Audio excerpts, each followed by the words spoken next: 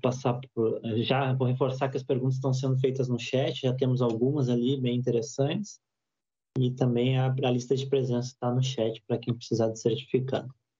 Agora vamos passar para o nosso convidado, o professor José Carlos Moreira da Silva Filho. Ele é mestre em Teoria e Filosofia do Direito pela Universidade Federal de Santa Catarina, doutor em Direito das Relações Sociais e pós-doutor em Criminologia pela Universidade de Barcelona.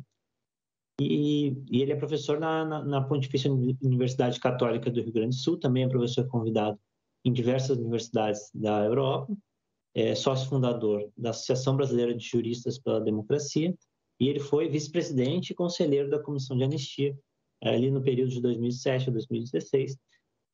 Muito obrigado, professor José Carlos, que também ajudou a organizar esse encontro, e o senhor está com a palavra. Obrigado.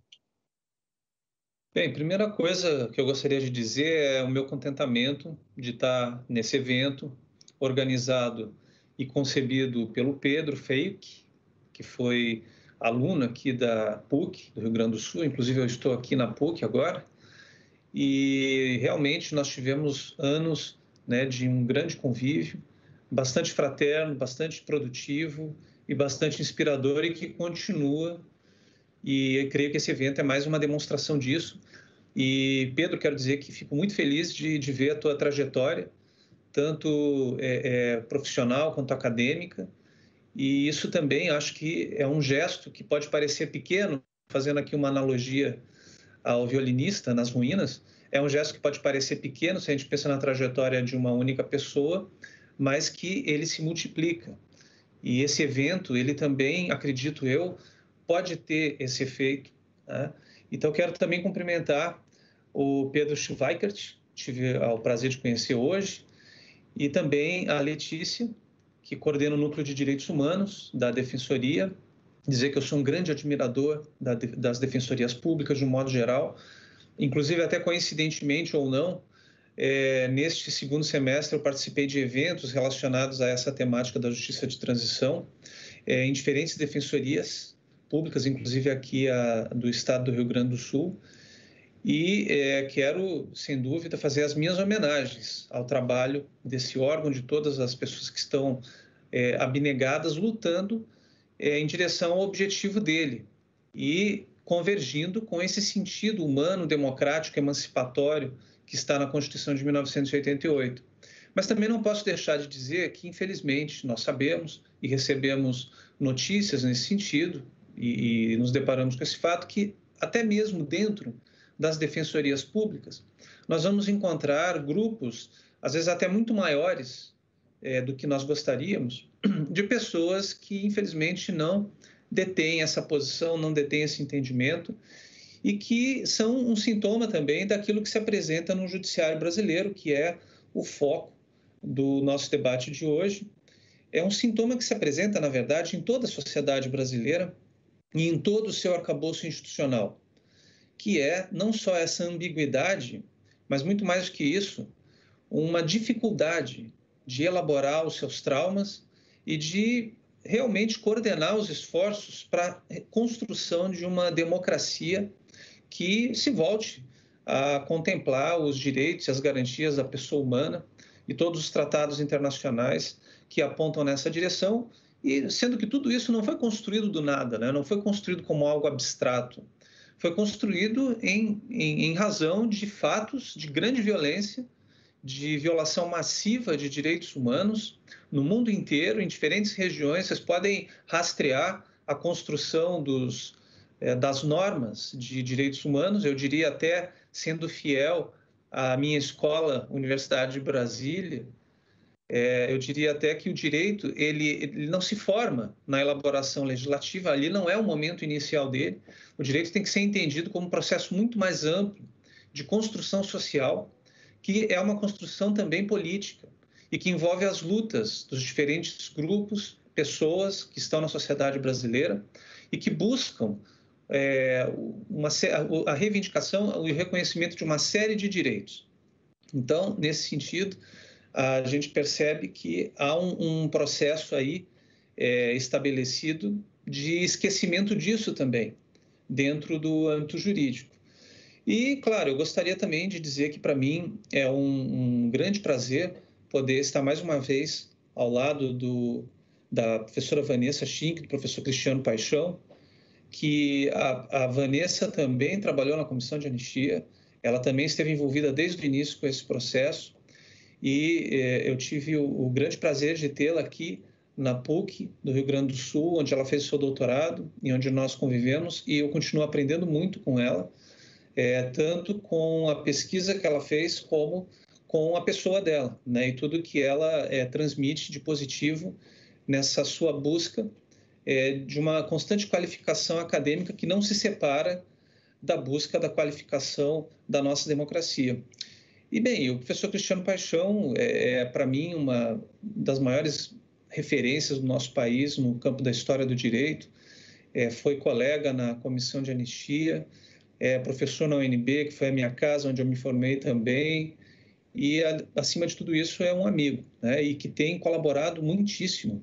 Inclusive, essa semana mesmo, na aula do doutorado, a gente discutiu um texto dele, eu com os alunos, onde ele coloca de uma maneira muito clara esse argumento que ele apresentou na sua fala de hoje, que é nós entendermos a Constituição como uma disputa que não está circunscrita a um tempo restrito do momento em que ela é promulgada, como ele colocou muito bem hoje na sua fala. Então, assim como o Cristiano, eu também fiz aqui alguns reconhecimentos, algumas referências importantes, e agora é que eu vou começar mesmo a contar o meu tempo. Eu identifiquei aqui alguns pontos que eu gostaria de desenvolver. Bem, primeiro eu queria lembrar que hoje é o Dia dos Professores, Dia das Professoras, e sempre que a gente faz menção a essa data, vem sempre uma direção, um movimento de louvar o trabalho dos professores, das professoras, de reconhecer também a dificuldade desse trabalho no nosso país, como ele é pouco remunerado, como ele é pouco valorizado, e ao mesmo tempo como ele foi, e continuará sendo importante na vida de tanta gente. Mas muita coisa que a gente não diz nessa data tem a ver com um outro lado desse processo educativo que nós temos que pensar. Não é à toa que tem tanta gente assim, hoje, que defende um projeto destrutivo de sociedade, contrário àquele que a Constituição de 88 colocou, que odeia o Paulo Freire, né? E que fala mal dele, porque o Paulo Freire, ele ousou tocar exatamente nesse ponto que nos falta muito, que é não só lutar pela necessidade de uma educação para todos e de uma inserção de todas as crianças e de todas as pessoas num nível de formação acadêmica, mas também perguntar qual educação, né? De que educação nós estamos falando? A Vanessa, ela nos contou, por exemplo, das atividades da Escola Superior de Guerra e da vinculação, inclusive institucional, durante o período da ditadura, do Poder Judiciário brasileiro, e não era só o Poder Judiciário, outros órgãos de Estado também, né, e que inclusive trabalham no sistema de justiça, que faziam cursos, né? A pesquisa da Vanessa, inclusive o livro traz isso, mostra, ela foi atrás de documentos primários que mostravam listas de presença, que traziam publicações das revistas institucionais do Poder Judiciário, de outros órgãos também do sistema de justiça, e que indicavam essa vinculação social clara com a Escola Superior de Guerra e a doutrina de segurança nacional que ali dentro era ensinada. Não são poucos, infelizmente, os relatos atualmente que nos chegam de escolas, de professores, de doutrinas que vão ratificar uma ideia bastante autoritária e bastante elitista da nossa sociedade. Se a gente pensa em regimes totalitários declaradamente racistas, como foi o caso, por exemplo, do nazismo, como aconteceu durante a escravidão no Brasil e em tantos outros lugares do mundo, nós vamos identificar, sim, que há não só a produção de um conhecimento que defende essas ideias de que há seres humanos em escala hierarquicamente inferior em relação a outros, mas como também esse ensino e esse conhecimento, ele constrói futuros profissionais nas mais diferentes áreas que vão reproduzir essas ideias nas suas atuações profissionais. Quando o Pedro Schweikert colocou a sua provocação inicial em relação a que muitas vezes no campo jurídico nós estamos mergulhados na técnica, nós estamos mergulhados na dogmática e isso nos impede de ter uma visão crítica, essa constatação já é um claro sintoma desse problema. Nós não deveríamos ter um ensino do direito e uma prática do direito que separasse o conhecimento eminentemente técnico-dogmático de um conhecimento crítico e de um conhecimento interdisciplinar na sociedade. Essa separação, essa cisão, ela cumpre um propósito e ela está inscrita nas próprias características da modernidade, vai muito além do próprio processo autoritário brasileiro. Não faltaram autores para identificar e para perceber isso. Um que me vem à cabeça agora, o próprio Max Weber, que vai trabalhar a ideia da gaiola de ferro e vai identificar um desencantamento do mundo e uma substituição da explicação mágica do passado pela explicação de uma racionalidade instrumental, de uma técnica que é vista como autojustificativa, que se coloca sem ter na sua base nenhum tipo de fundamentação, seja ela filosófica, seja ela política, seja ela de qualquer outra natureza. E é exatamente, muitas vezes, essa ideia de uma técnica totalmente desumanizada, vamos dizer assim, que nós entendemos como sendo o lema do progresso, né? Que também é um pilar, uma viga mestra de construção do processo moderno, que um outro pensador chamado Walter Benjamin, que é um pensador indispensável para pensar a questão da memória, já havia denunciado. Pensemos, né? Quantas barbaridades, quantas violências, quantos massacres foram praticados em nome do progresso, em nome da técnica, sempre hipotecando para um futuro incerto que ninguém sabe como vai ser, os resultados de matanças vistas como não só acidentes fortuitos, mas como coisas que podem ser vistas como necessárias para que esse progresso possa ser atingido, né? Então, eu me lembro também, nessa questão da técnica, de um grande professor que acredito que foi professor também, emérito da Universidade de Brasília, que o Cristiano também conhece tão bem e que, infelizmente, nos deixou há pouco tempo, que foi o professor Roberto Aguiar. Eu tive o privilégio de ser aluno dele e me lembro até hoje nas suas aulas, né, de dizia que o aluno de direito, quando entra no primeiro semestre de curso, ele é uma pessoa normal, né? Ele diz que se a torneira está emperrada, ele diz que não consegue abrir a torneira, né? Eu não estou conseguindo abrir essa torneira. E no segundo semestre ele já muda totalmente a sua posição e passa a mudar o seu discurso, dizendo que a torneira é que se nega a abrir, né? A torneira, o problema é com a torneira, não é com ele que não consegue abrir a torneira. Então, esse procedimento de inverter a ordem das coisas e entender que os fatos devem se encaixar naquela construção isolada, extremamente empobrecida, né, qual que a Vanessa também colocou, é uma atitude que alimenta muito resultados como esse que nós vemos e que, ao mesmo tempo, nos impede de entender como chegamos até aqui e, consequentemente, como fazer para sair dessa situação, né? Então, eu queria também trazer um outro ponto nessa reflexão que diz respeito a esse processo que o Cristiano iluminou tão bem, conhecido como processo de redemocratização do país. Nesse momento, as expectativas que havia em relação ao Poder Judiciário eram as melhores, né? Não só pelo fato de ter sido detectada claramente uma tentativa de manipulação e de colocação do Poder Judiciário no segundo plano, durante a ditadura civil-militar, o que é bastante evidente quando os atos institucionais dizem que eles não podem ser submetidos ou examinados judicialmente, né? Então, a pesquisa da Vanessa também traz isso. Várias decisões nas quais os juízes, quando provocados, e inclusive muitas delas em sede de habeas corpus, se isentam de apreciar, dizendo que isso é da justiça militar, porque os atos institucionais estabeleceram claramente que esses atos são impedidos de serem analisados e examinados pelo Poder Judiciário, né? O Poder Judiciário não pode tratar deles, tá?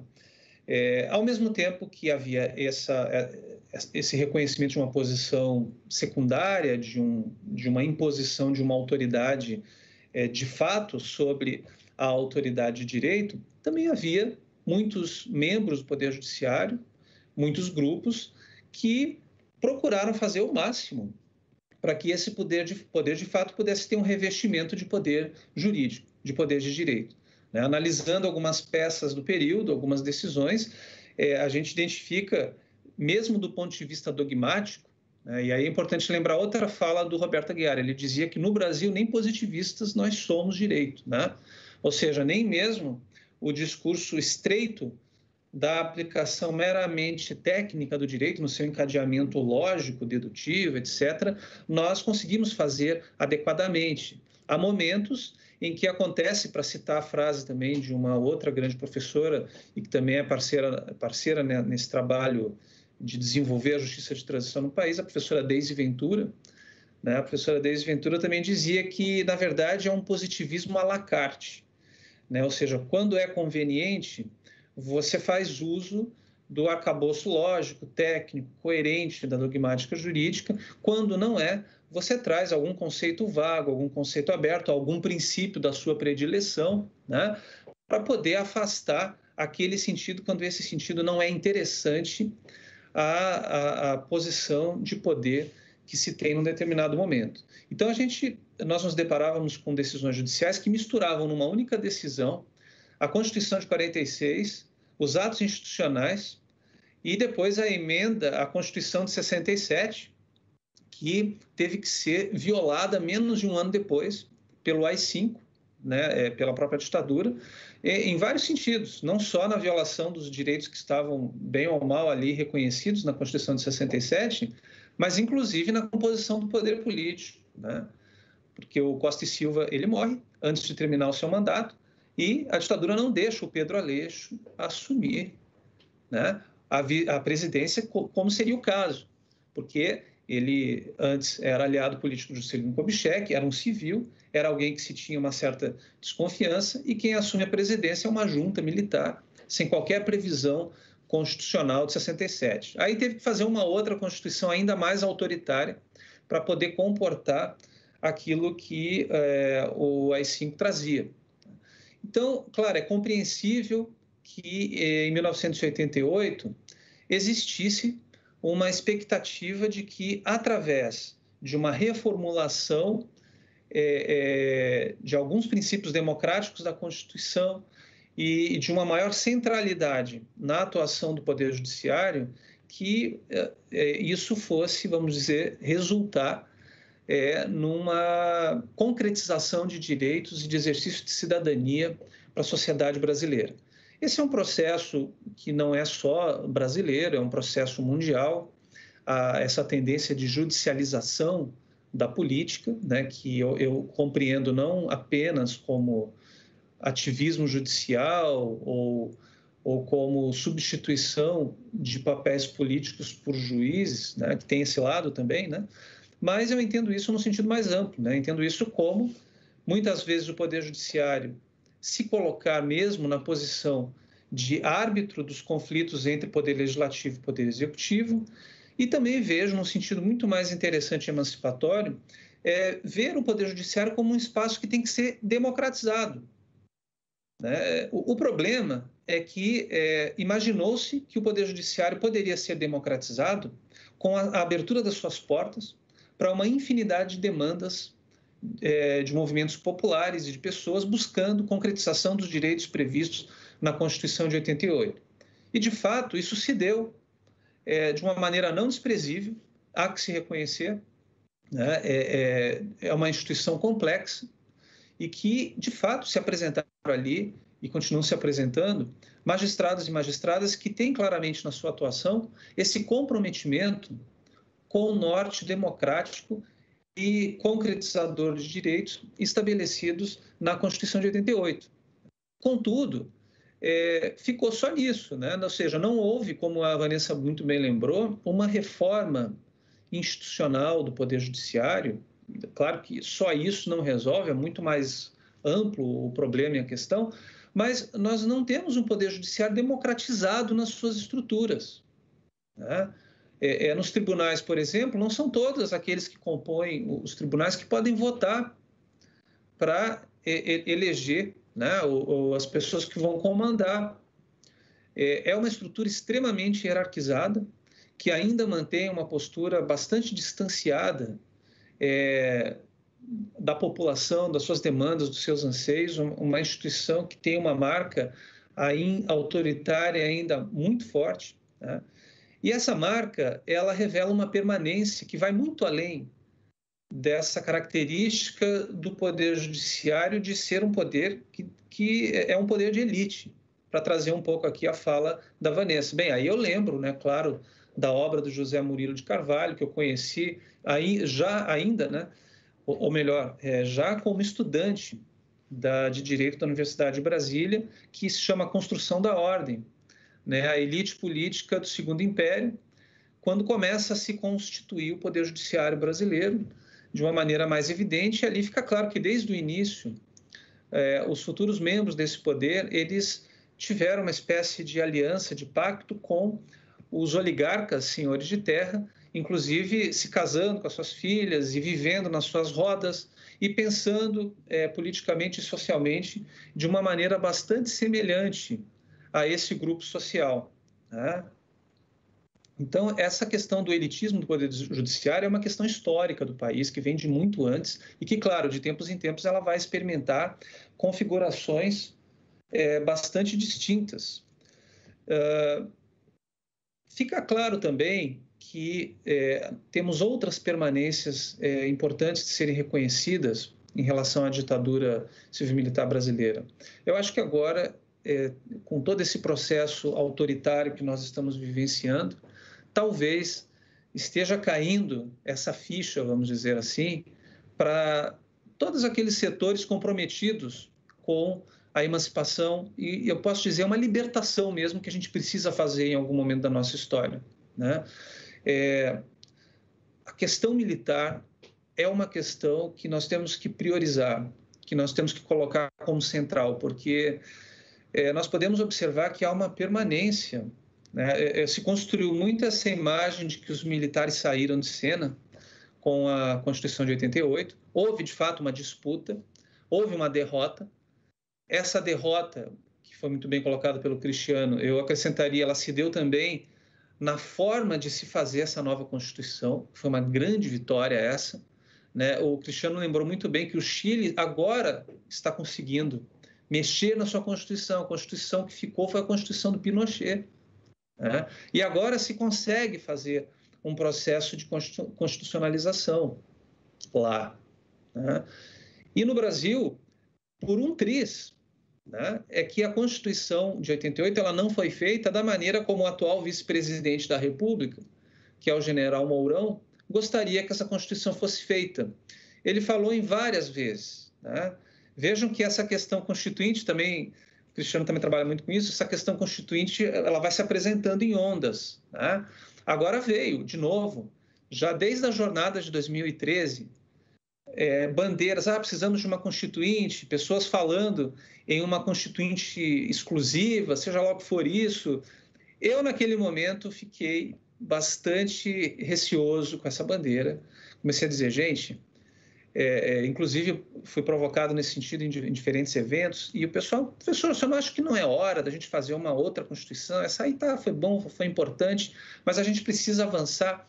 Aí eu disse para ele, olha, você já ouviu falar em uma coisa chamada correlação de forças? Né?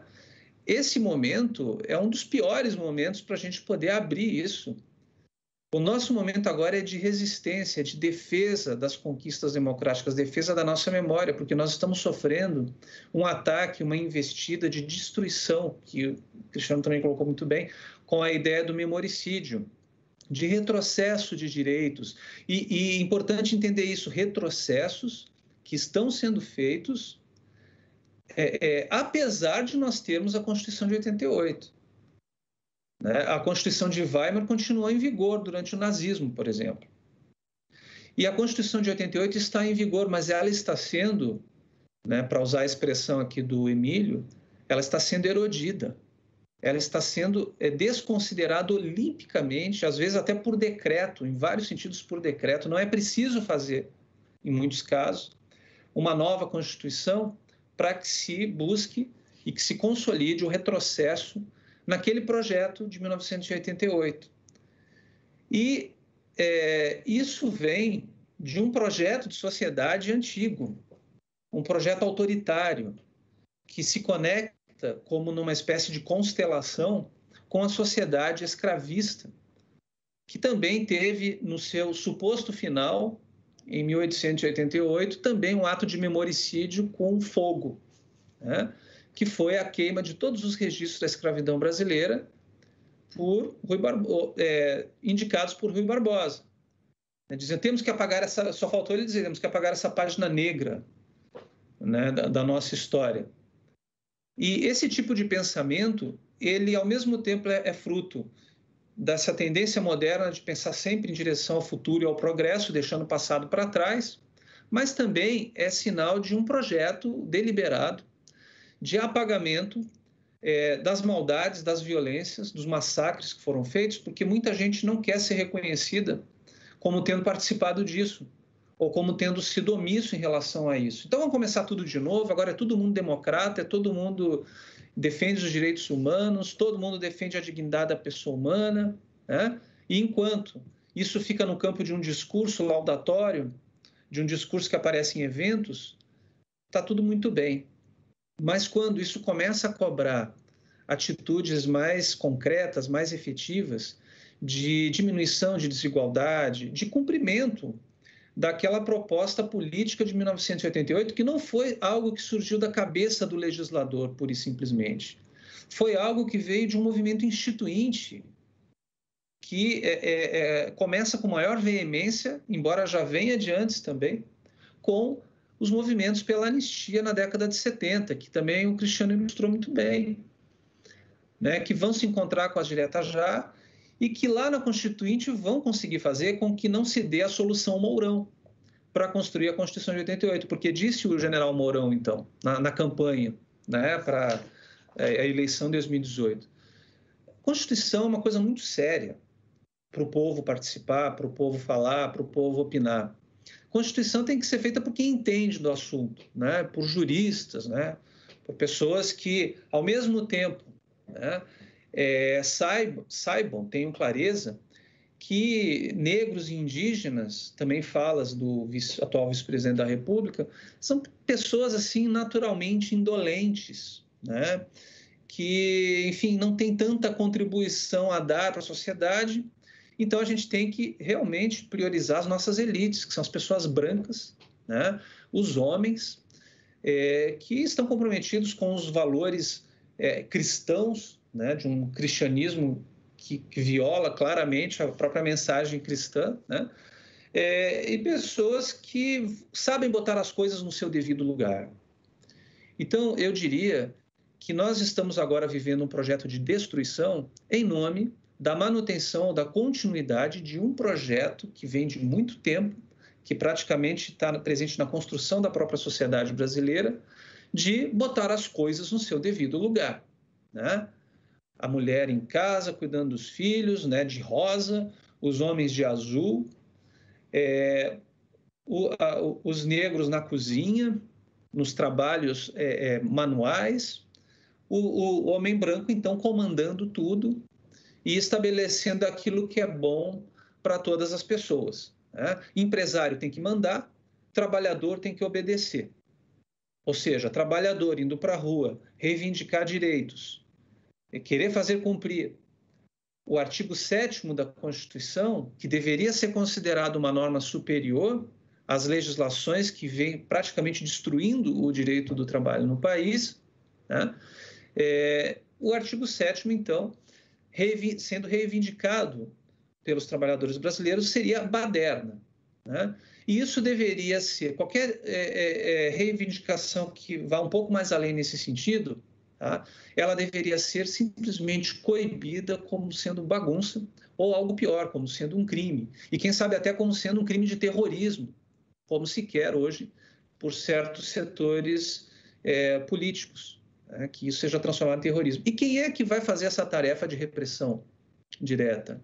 Quem a mesma corporação que basicamente é considerada a única prova válida por juízes, não digo todos, mas uma parcela expressiva, para condenar as pessoas pobres, principalmente pobres e negras, por tráfico, às vezes com quantias irrisórias, né?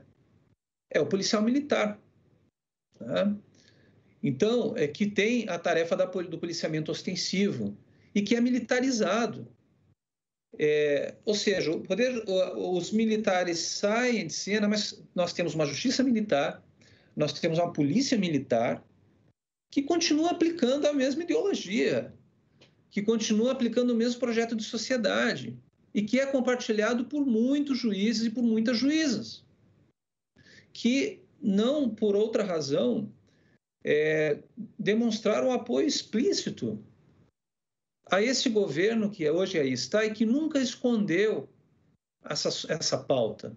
Eu me lembro num jantar que houve nos Estados Unidos, que estava o Olavo de Carvalho, estava o Bolsonaro, estavam outras pessoas ali, ele falou claramente isso, Cristiano, ele disse: meu projeto é destruir, eu sou profissional em matar, meu projeto é destruir tudo isso, porque tudo isso aí é o resultado da conspiração global, marxista, gramsciana, que seja. Ou seja, é um pensamento delirante, mas, gente, não dá para fazer piada, porque grande parcela do oficialato das Forças Armadas Brasileiras pensa assim.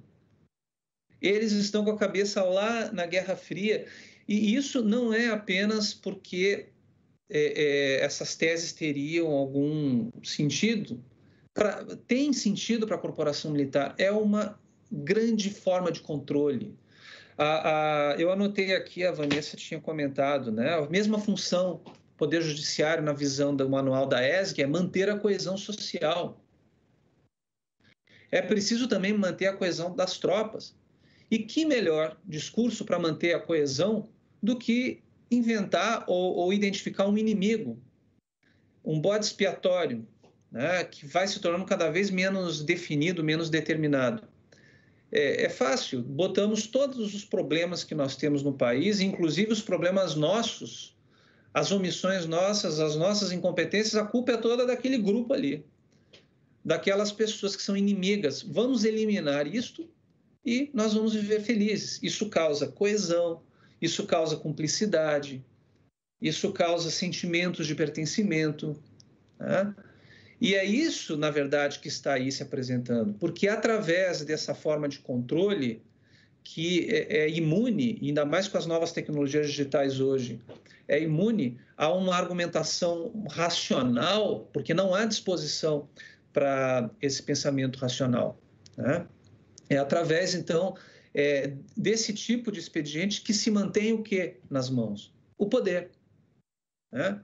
E o poder lhe dá acesso a muita coisa, inclusive vantagens econômicas muito grandes, né? É preciso perceber também que nós temos muitos profissionais do sistema de justiça brasileiro que, pelo fato de ganharem muito bem e tiveram um aumento dos seus vencimentos, a magistratura principalmente, né? Também o Ministério Público, muito grande nos últimos anos, né? Mesmo antes da ruptura institucional de 2016. Um salário assim que muitas vezes nós nos assombramos quando pensamos na situação do país e na tarefa que esses funcionários públicos têm de fazer cumprir o que está na Constituição.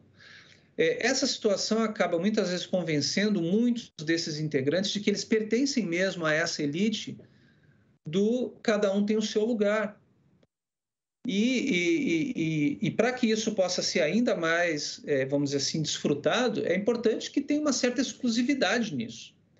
né, que se reconheça a dignidade do Poder Judiciário com determinado tipo de vestimenta, né, que muitas vezes não é a vestimenta com a qual o povo brasileiro muitas vezes está vestido, né? Então, se ele não está naquele formato, ele não pode ser aceito, ele não pode ser ouvido, ele não pode ser reconhecido.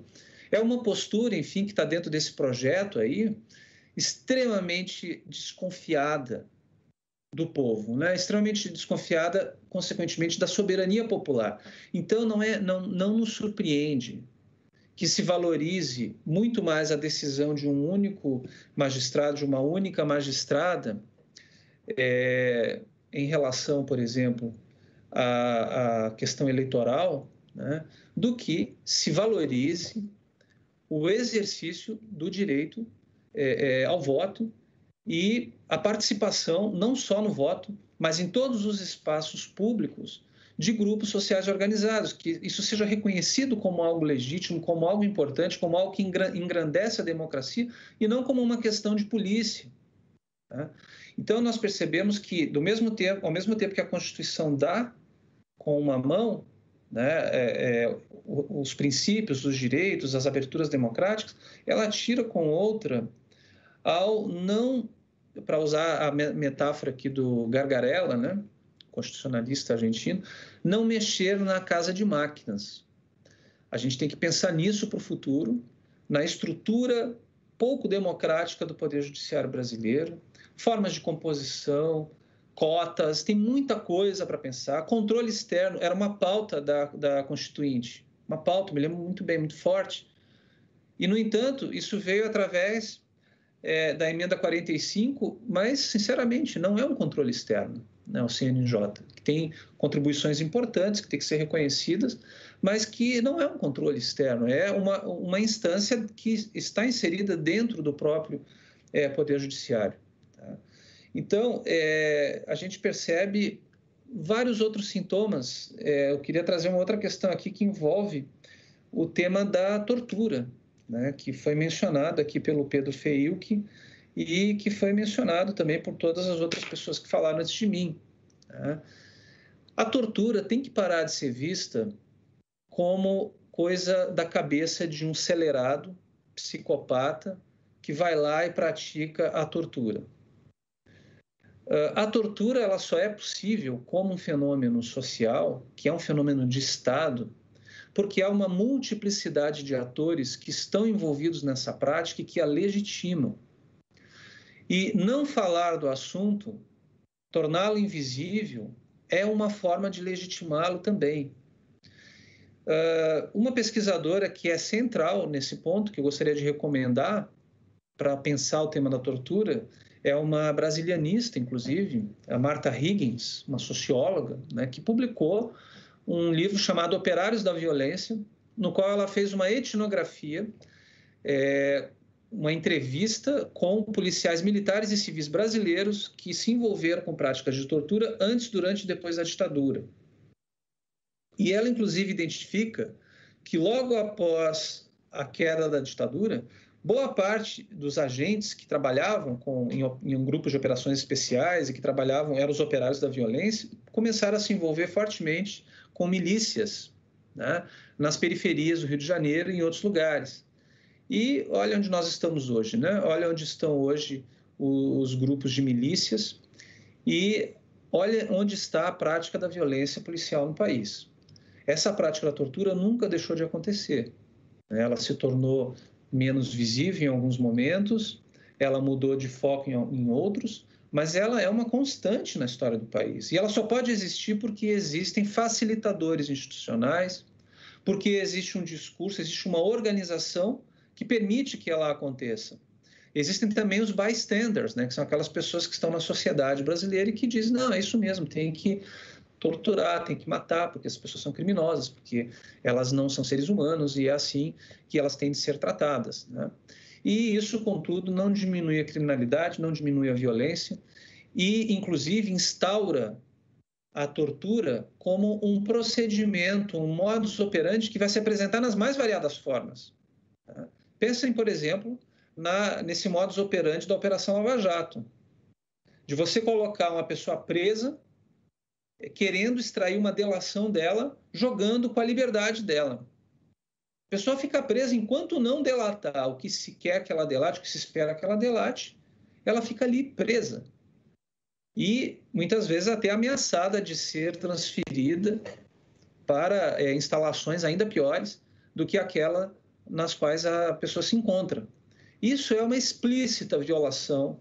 A Operação Lava Jato, em vários sentidos, foi uma explícita violação. E vejam aqui, eu não estou querendo destacar, fazer uma crítica à Operação Lava Jato, porque eu tenho esta ou aquela posição política. É preciso fazer uma crítica à Operação Lava Jato porque ela violou explicitamente os princípios do Estado Democrático de Direito, violou a legalidade, tornando possível um exercício que se apoia num poder de fato travestido de poder de direito. O que é muito pior, né? A legalidade autoritária ela vai se aperfeiçoando e hoje não são poucos os estudiosos do campo jurídico que identificam que, acho que foi a Vanessa que falou isso, né? Pega mal botar tanque na rua, né? Isso tem um desgaste, não é uma coisa assim tão fácil de se fazer. Então vamos utilizar outras formas mais sutis de violar a democracia. Vamos usar os próprios instrumentos da democracia, né? Vamos colocar, por exemplo, na comissão de anistia, pessoas que defendem a ditadura e que dizem que não houve ditadura. Pessoas que dizem que aqueles que teriam que ser reparados por terem sido alvo de estado de exceção, por terem sido perseguidos pelo estado de exceção, né, são terroristas, são perigosos, que dar uma indenização para essas pessoas é fazer ato de corrupção. Essas pessoas são corruptas, né? Estão querendo ganhar mais dinheiro público ainda.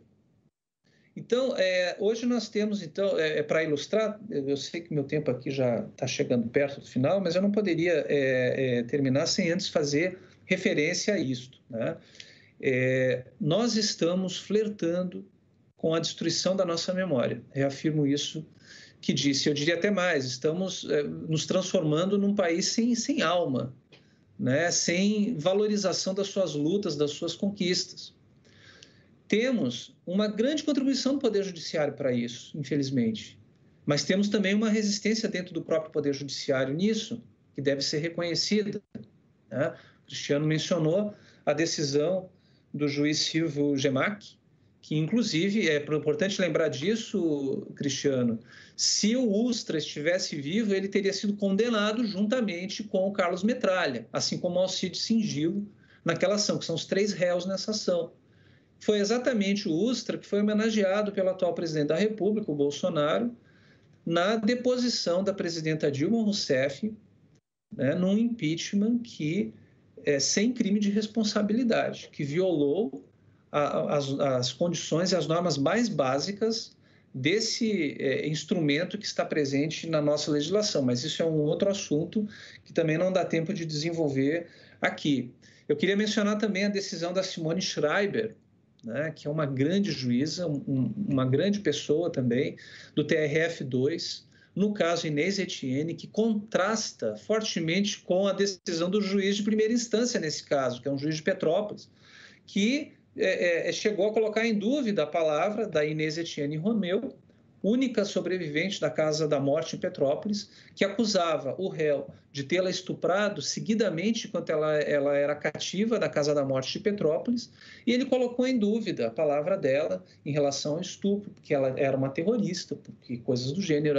Essa decisão de primeira instância é uma daquelas que a gente pode colocar nos grupos das decisões laudatórias e apologéticas da ditadura, porque muitas foram servis, né? Isso a tese da Vanessa reconhece muito bem, né? Que boa parte do envolvimento do Poder Judiciário com a ditadura e com o que ela fez foi no sentido de dar seguimento a uma omissão burocrática, não necessariamente de apoiar explicitamente, mas há os que apoiam explicitamente também, né? E esse juiz foi um deles.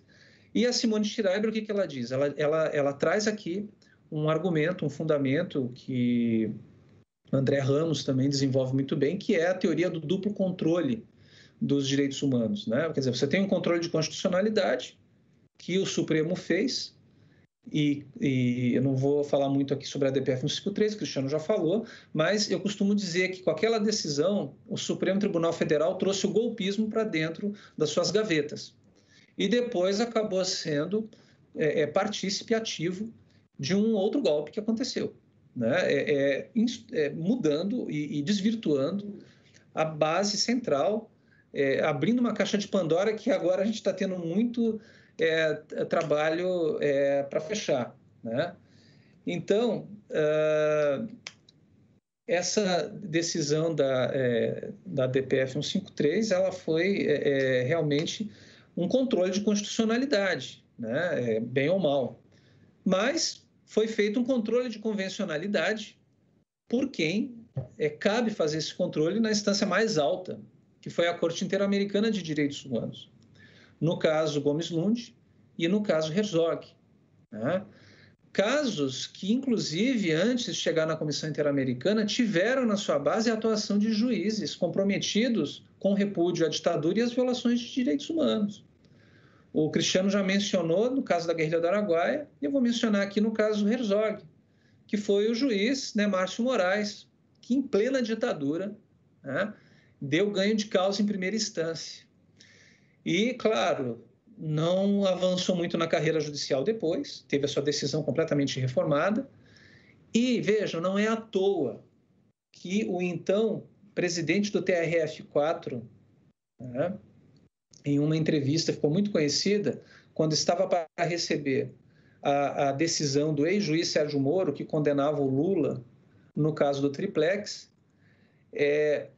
ele invocou a memória do juiz Márcio Moraes para dizer que a decisão do juiz Sérgio Moro ela poderia se colocar no mesmo panteão, né, de decisões judiciais memoráveis, como tinha sido essa do caso Herzog. E nesse mesmo período, o Thompson Flores, né, esse juiz, ele também apareceu em várias fotos com vários militares segurando rifle, andando em tanque. E o ancestral dele foi um dos juízes nomeados aí, dos que a Vanessa mencionou durante o período da ditadura, né? O comprometimento com a ditadura ideológico, político, ele é evidente e ele se reproduz nessa continuidade que foi, em grande parte, os procedimentos adotados, né, pela Operação Lava Jato. Então, no campo só para finalizar com isso, né, eu queria dizer que nós tivemos avanços no processo de justiça de transição importantes, coisas importantes foram feitas, né, em termos de reparação, em termos de construção de narrativas, em termos de publicações, de desenvolvimento de estudos acadêmicos e de várias outras políticas de memória que estão estabelecidas, foram estabelecidas nesse período. Mas nós vivemos atualmente um período claro de retrocesso, né?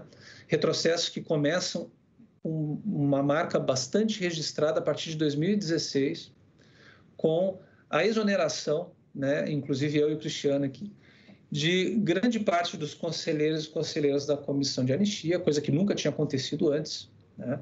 Na sequência, a eliminação do gesto de pedido de desculpas às pessoas que tinham sido perseguidas políticas, né?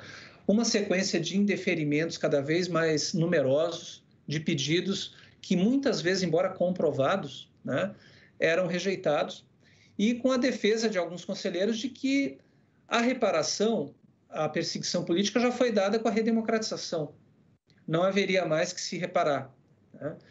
Bem, eu me lembro que em 2019, houve com o primeiro ano do governo Bolsonaro, houve uma audiência pública na Câmara dos Deputados, convocada pela Comissão de Direitos Humanos e grupos de anistiados e anistiadas políticas. Eu fui lá para falar, estava lá a Débora Duprá, que comandava a Procuradoria Federal dos Direitos do Cidadão, né? Uma grandiosa profissional, funcionária pública, pessoa fundamental nesse momento que, claro, ela tem todo o mérito, todo o direito de se aposentar, mas que vai continuar fazendo muita falta na atuação importante que ela fazia. Bem, ali, nesse evento, eu me lembro de ter dito claramente isso, que a ministra Damares, ela não poderia nomear qualquer pessoa para a comissão de anistia. Ela teria que observar a finalidade da Lei 10.559 de 2002 e que está atrelada, por sua vez, ao artigo 8º do Ato das Disposições Constitucionais Transitórias da Constituição de 88, que o Cristiano também mencionou. Então, o que ela fez? Ela nomeou 7 novos conselheiros. Primeiro, o presidente da Comissão de Anistia, um advogado que ingressou com uma ação contra as reparações decididas pela Comissão de Anistia aos camponeses do Araguaia e ao Carlos Lamarque e à sua família. Ele entrou com uma ação judicial que foi recebida por um juiz federal simpático às suas teses e que trancou a reparação que foi concedida aos camponeses da guerrilha do Araguaia, que sofreram duramente a ação, a segunda maior operação militar depois da Segunda Guerra Mundial, naquele período. Nós, quando estávamos na comissão, fomos ouvir os relatos, colher os depoimentos, testemunhas dessas pessoas e conhecemos de perto a dura realidade de pessoas simples do campo que foram atingidas com muita violência, tiveram suas roças queimadas, né? Tiveram o seu meio de subsistência eliminado e o local foi simplesmente assumido, né, pelo comando do Major Curió.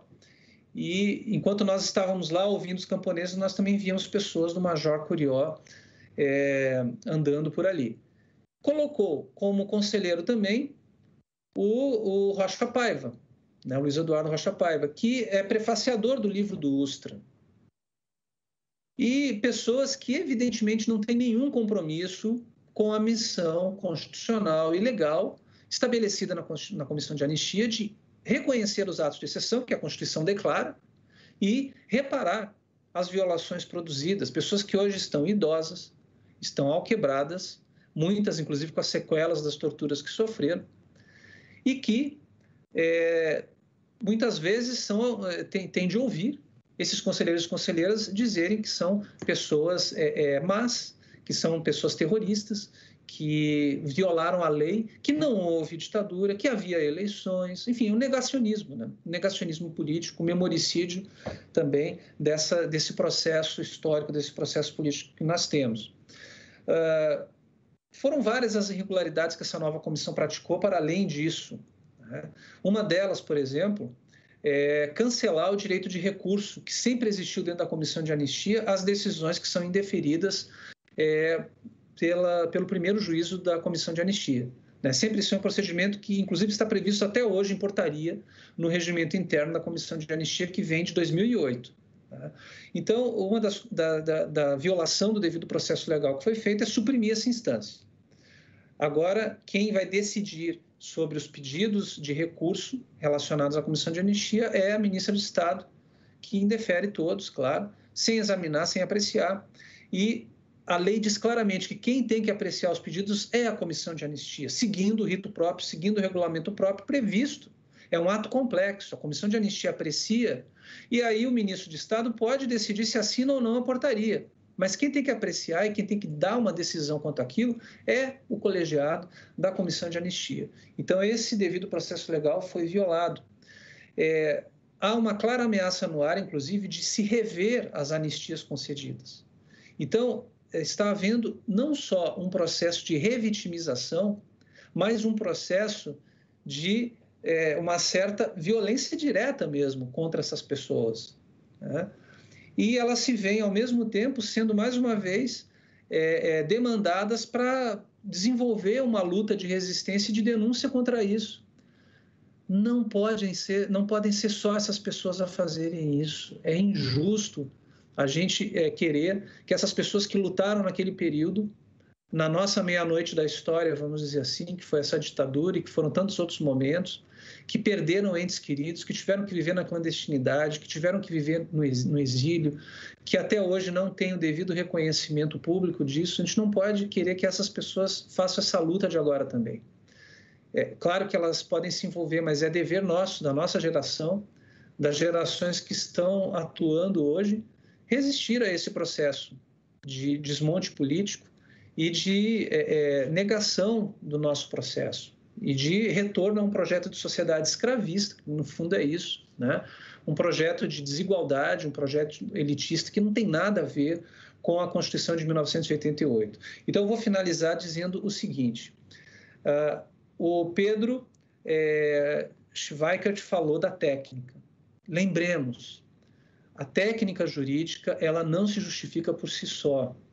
Ela está atrelada a uma escolha política que foi feita na Constituição de 88. A Constituição de 88 fez uma escolha política clara, uma escolha que está em sintonia com as declarações internacionais de direito, está em sintonia com as lutas de reivindicação de direitos da sociedade brasileira.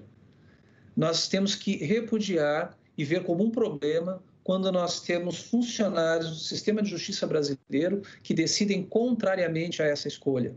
E nós estamos assistindo isso em vários campos, alguns mais claramente agora, nesse período de maior escalada autoritária. Mas, antes disso, e aí o Cristiano conhece muito bem isso como procurador do trabalho que é, no campo do direito do trabalho, né? No artigo 7º da Constituição, isso vem sendo esvaziado já faz um bom tempo, com um papel protagonista, inclusive, da Suprema Corte brasileira. É preciso reconhecer isso também. Então, eu vou ficar na minha fala por aqui, que eu já passei do tempo, né? Claro que a gente tem sempre muito mais coisas para falar, mas eu acredito que o que foi dito aqui já traz bastante material de reflexão, né? Não para nos desmotivar, não para nos desanimar, mas para nos estimular, né?